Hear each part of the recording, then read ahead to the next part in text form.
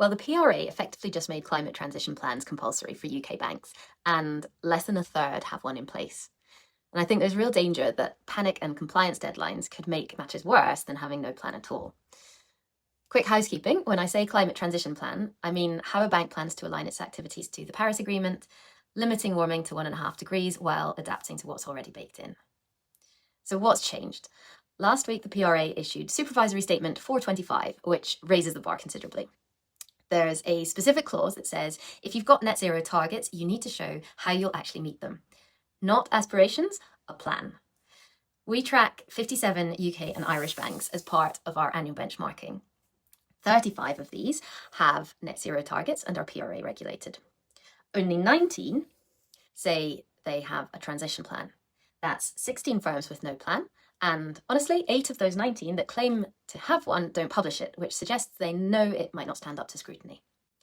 There's also a footnote where the PRA points out some firms operate in jurisdictions with national climate targets, like the UK.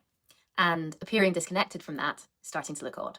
22 banks in our cohort operate in the UK but have no net zero target, and that's increasingly difficult to explain. So transition planning is firmly on the agenda, but where might banks go wrong?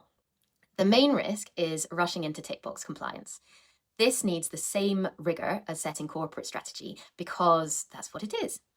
So a wallpaper version that sits in a drawer or something reverse engineered to tick disclosure frameworks misses the point entirely. A good transition plan builds resilience. A bad one can reduce it more than not having one at all. So what should banks do? First, don't rush. You have until the 3rd of June 2026 to produce a plan for a plan. There's strong rationale for taking time and embedding this properly into your corporate strategy process.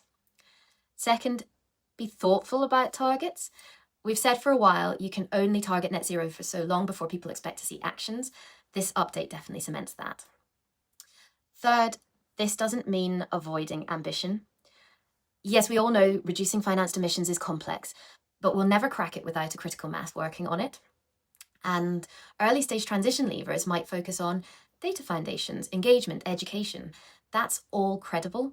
It won't move the numbers yet, but it's real work. Finally, use disclosure frameworks with care.